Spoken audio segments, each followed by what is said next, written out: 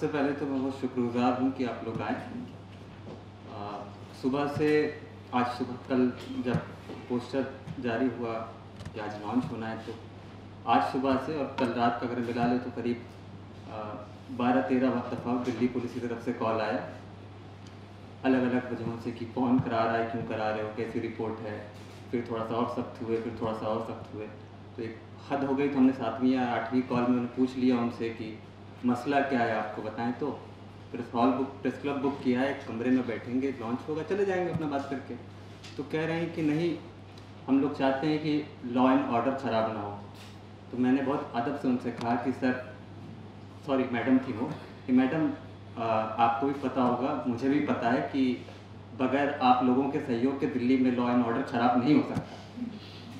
एक चैप्टर इस रिपोर्ट में ये भी होना था कि द मेंटल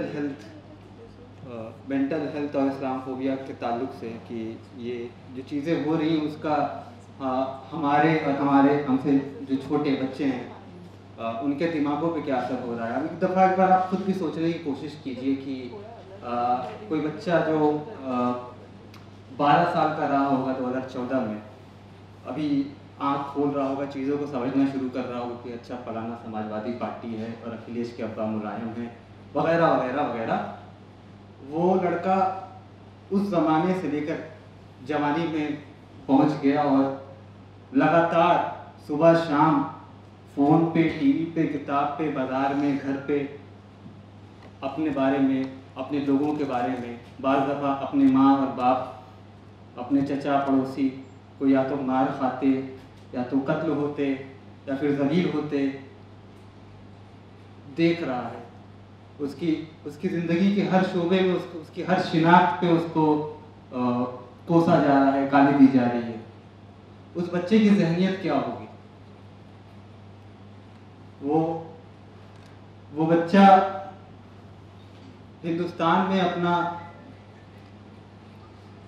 फ्यूचर को कैसे तसव्वुर करे, कैसे सोचे, इस मुल्क में एक सेंस ऑफ बिलोंगिंग कैसे पैदा करे। लेकिन इसके बरक्स इतनी अजीब चीज़ है कि बताइए, हमारे बच्चे और हम लोग ये सब लिख रहे हैं, पढ़ रहे हैं और एक दूसरे से अपना दर्द बांट रहे हैं। हम घर जाएंगे तो मेरे 4 छोटे भाई हैं अल्हम्दुलिल्लाह, वो देखेंगे कि बड़े भाई ने ये लिखा है, इसमें क्या है, दूसरों के बारे में जानेंगे। और यही तरबियत तमाम अक़लियत कम्युनिटीज़ के बच्चों को मिल रही है। और एक तरफ एक बड़ा तबका है जिनके यहाँ बड़े भैया घर जाते होंगे तो पूछा जाता होगा कि आज किसको धमकी देकर आए, आज किसको मारा। वो अपने बच्चों को क्या तरबियत दे रहे हैं। इस मुल्क में 2 तरीके के लोग तैयार हो रहे हैं।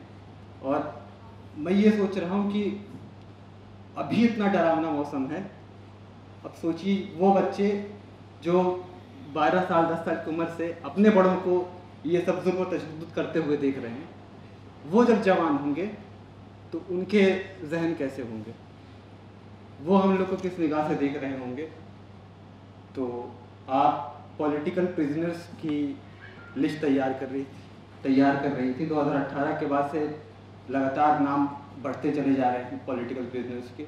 वो लिस्ट तैयार कर रही थी, गालिबन 230-31 पे पहुंची होंगी। और वो बेटी अपने बाप का नाम लिख रही है अगला उस लिस्ट में, और उसके दोस्त, हम लोग और ये पूरी टीम सोच रही है कि क्या इसके बाद वाला नाम उसी का है।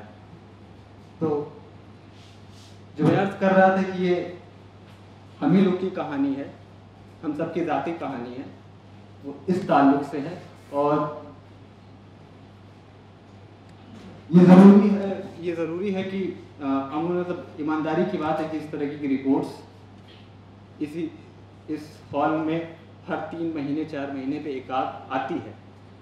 तो आप पलट के पूछेंगे कि तुम नया क्या किए हो, तो कुछ गलत नहीं है। लेकिन हमारा जो अटेम्प्ट है, अभी मैं आजमगढ़ गया, 3 लोगों से, वहाँ एक मशहूर शिबली कॉलेज है, वहाँ पे गया तो 2 लोग आए मिलने के लिए। मैंने अपना तारुफ दिया, उन्होंने अपना तारुफ दिया, और तारुफ देने के बाद अगली बात उन्होंने बोली कि भाई मैं भी जेल गया था। सामने से एक लड़का बता रहा कि भाई मैं भी जेल गया था। मैंने पूछा किस केस में? CAA में? नहीं, उसके बाद जो है ये लोग बुलडोज़र से तोड़ने आ रहे थे हम लोग के कॉलेज का मदरसे का हॉस्टल, तो हम लोग उसको रोकने के लिए गए थे। तो उनका अरेस्ट, मेरा अरेस्ट, खारगोन में जो 18 नाबालिग बच्चे अरेस्ट हुए जिनके साथ कस्टडी में टॉर्चर हुआ, जिसमें से एक ने सुसाइड करने की कोशिश करी, वो, और बाकी हिंदुस्तान में जो हो रहा है, अमूमन जब इन रिपोर्ट्स को देखा जा रहा है तो एक शहर में एक वाक़या हुआ है और उसकी कहानी है। हम कह रहे हैं अपनी रिपोर्ट से कि ये एक बड़ा कैनवस है जिसमें ये सारी रिपोर्ट्स जो हैं धीरे धीरे फिट होंगी पजल की तरह, और हम बस उसकी कैनवस की बाउंड्री तय करने की कोशिश कर रहे हैं। उसमें भी नाकाम है, ये बात सच है, लेकिन असल आइडिया वही है कि ये मुकम्मल कहानी नहीं है और हो भी नहीं पाएगी। इतने जवान नौजवान यहाँ बैठे हैं, बहुत आसान काम है, देख के बड़ा, किसी और को लिखते देखा तो लगता था कि मुश्किल काम होगा, लेकिन शुरू किया, 1 साल में तजुर्बा है और आसानी से आप लोग भी कर लेंगे। और आप सभी को कम से कम जो DU और अलीगढ़ और जामिया के जो कुछ बच्चे यहाँ नज़र आ रहे हैं, आप लोग को ये जिम्मेदारी लेनी पड़ेगी कि 2 पहिए हैं असल में, आप लोग समझिए। एक है तशद्दुद और जुल्म का पहिया, बहुत तेज़ी से घूम रहा है, और एक पहिया है उसको रोकने का और उसको डॉक्यूमेंट करने का, बहुत ही ज़्यादा स्लो है, और लोगों को अपना हाथ उसमें लगाना पड़ेगा, उसको और ज़ोर से धक्का मारना पड़ेगा, तभी होगा। और इस वजह से आप लोग आए हैं, बहुत बहुत शुक्रिया, लेकिन इस काम को अपने ज़िम्मे लें, अपनी हद तक लें, अपनी हैसियत के हिसाब से लें, मगर लें। जब शुरू किया था तो ईमानदारी से ये इंडिया मुस्लिम रिपोर्ट होनी थी कि मुसलमानों के साथ पिछले 1 साल में क्या क्या जुल्म ज़्यादती हुई है, उसके बारे में बात करेंगे। लेकिन जब फील्ड पे गए, जब डेटा इकट्ठा करना शुरू किया, तो देखा कि हमारी कहानी, हमारी दास्तान, सिखों की दास्तान और ईसाइयों की दास्तान आपस में बहुत पेचीदगी से जुड़ी हुई है।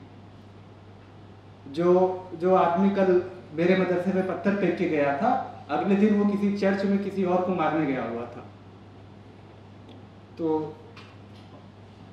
और कई लेयर्स पे ये कहानियाँ जुड़ी हुई हैं, तो हमें इसको इंडियन मुस्लिम रिपोर्ट से religious minorities in India report करना पड़ा, क्योंकि वही लार्जर पिक्चर भी है।